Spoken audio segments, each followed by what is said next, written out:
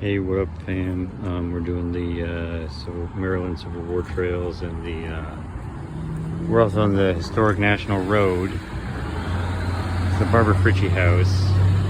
So it's part of the Antietam campaign. They go through on the way to and from these wars, all these battles. The Battle of Antietam campaign, 1862. We are in between 40 and 70.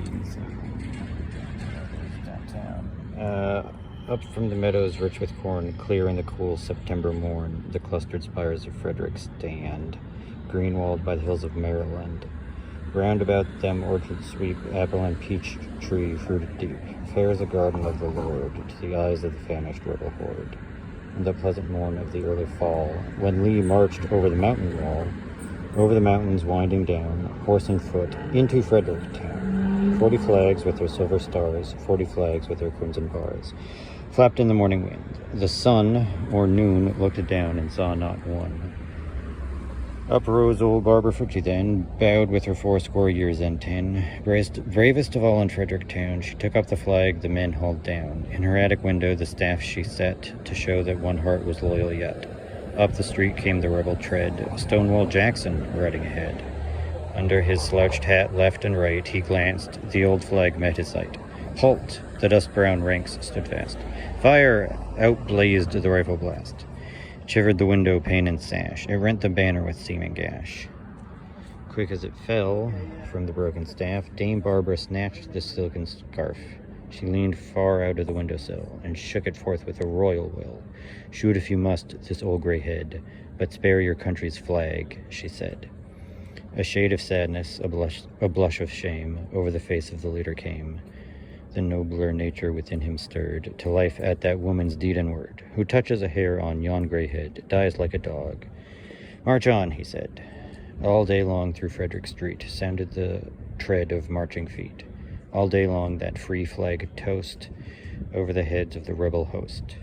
Ever its torn folds rose and fell on the loyal winds that loved it well. And through the hill gap's sunset light shone over it a warm good night. Barbara Fritchie's work is over, and the rebel rides on his raids no more. Honor to her, and let a tear fall, for her sake, on Stonewall's bier. Over Barbara Fritchie's grave, flag of freedom and union wave. Peace and order and beauty draw round thy symbol of light and law, and never the stars above look down on thy stars below in Fredericktown. So spare your country's flag. This is the Civil War trails, not the National Street. After Confederate General E. Lee's smashing victory over General John Pope at the Second Battle of Manassas, Lee decided to invade Maryland to reap the fall harvest, gain Confederate recruits, earn foreign recognition of the Confederacy, and perhaps compel the Union to sue for peace. The Army of Northern Virginia crossed the Potomac River on September 4th, 1862. Lee divided his force, detaching General Thomas J. Stonewall Jackson's corps to capture Harper's Ferry. At Antietam Creek on September 17th, General George B. McClellan's Army of the Potomac fought Lee's men to a bloody draw. Lee retreated to Virginia September 18th to 19th. So, the Army of Northern Virginia marched through Frederick on several streets on September 10th. This is before Antietam.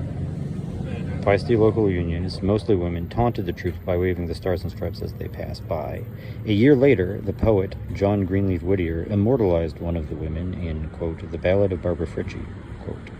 Contrary to Whittier's poetic license, Jackson's command took another street through town. The aged Fritchie, 1766 to 1862, did, however, wave a flag from her porch when federal forces marched by. Whittier may have conflated her with Mrs. Mary Quantrell, who shook a United States flag at the Confederates.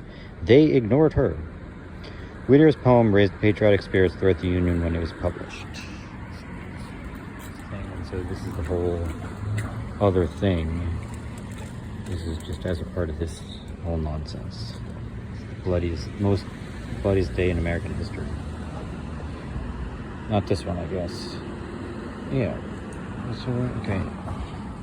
Lee invades Maryland, 1862 Antietam campaign. Fresh from the victory at the Second Battle of Manassas, General Robert E. Lee's Army of the Northern Virginia crossed the Potomac River on September 4th through 6th, 1862, to bring the Civil War to northern soil and to recruit sympathetic Marylanders. Union General George B. McClellan's Army of the Potomac pursued Lee, who had detached General Thomas J. Stonewall Jackson's force to capture the Union garrison at Harper's Ferry. You remember that from the guy at the beginning. After the Federals pushed the remaining Confederates out of the South Mountain Gaps, Lee awaited Jackson's return near Sharpsburg and Antietam Creek. On September 17th, at the Battle of Antietam, the two armies clashed in the bloodiest single day in American history and suffered some 23,000 casualties. Lee soon retreated across the Potomac, ending his first invasion of the North. Follow in the footsteps of Generals Lee and McClellan along Maryland Civil War Trail's Antietam campaign. Lee Invades Maryland, a 90-mile tour route that allows you to explore the stories of triumph and tragedy at more than 60 Civil War sites. Please travel carefully as you enjoy the beauty and history along the trail. So I don't really follow the Antietam campaign trail, but that passes through. I mostly do the National Road. Now, neither of these are the National Road, but this is along the National Road. And so the Civil War Trail is matching it. And then you get to Carroll Creek Park, Barbara Fritchie House. So it's now a B&B, so somebody's taking care of it at least a little, or has thought of it. There's the creek, and then across the street, here's the National Road one, the road that built the nation. This is the one I'm more interested in, so this is a double. So this is, get that QR code for you. Funded in part by America's Byways and a Maryland Heritage Area. Maryland Heritage Area Authority. The road that built the nation. Jacob Engelbrecht. So this is the guy. Yeah, okay. You want to... Jacob Engelbrecht, a Frederick diarist on the National Road. In 1826, Jacob Engelbrecht moved to the house across the street near Carroll Creek. He began reporting on the National Road cavalcade that was going by his front door. His priceless diary recorded everything he saw. Travelers, he observed, included the famous General Winfield Scott, Presidents Andrew Jackson and William Henry Harrison, and Senator Henry Clay rode through, traveling to the capital city. The Ordinary, a drove of turkeys amounting to nearly 400 from Westmoreland County, Pennsylvania, just now passed the door on their way to Washington City. They go at the rate of 8 miles per day. And in 1862, Civil War armies. For 3 days, I was nearly continually looking at the rebel army passing, and nearly the whole army passed out our door. For half a century, Mr. Engelbrecht had a front row seat to American history. His diary recorded everything he saw and is now in the collection of the Historical Society of Frederick County. The son of a Hessian prisoner of war during the American Revolution, Jacob Engelbrecht was a keen observer who left behind a vivid record of life along the 19th century National Road. A page from the Jacob Engelbrecht diary illustrates how important his daily comments are to the history of Frederick. Of course, I couldn't read it. It was my... Well, I mean, if it was my job, it would be a nightmare. So you see, it follows the ancient... So here, Frederick. In between, Mount Airy and Braddock Heights. South of Boonesboro and Hagerstown. Cumberland and all that. So looking at the National Road at Fairview in background image of the Enoch Pratt Library collection. And here is Barbara Fritchie. Local legends distinguish Barbara Fritchie for defiantly waving the American flag at Confederate troops in 1862. Jacob Engelbrecht, who never saw the event, was an early voice that disputed the story. An 1869 diary entry claimed, quote, "Should anything like that have occurred, I am certain someone in our family would have noticed it." In spite of skeptics, the Barbara Fritchie legend lives on. Well, so the other one at least mentioned the name of the woman who really is Mrs. Mary Quantrill. We think it never happened. They're still claiming that there was a Barbara Fritchie, which I guess somebody can tell. But so, I'm going to read it again to memorize it.